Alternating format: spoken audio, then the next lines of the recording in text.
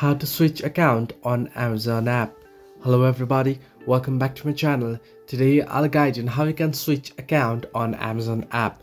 Well, the process itself is quite simple and easy, so let me guide it through. Simply open up your Amazon app and you shall get an interface like this. Now if you're logged into your account here, however, now what you want to do is you want to tap on the hamburger icon at the bottom right corner of the screen.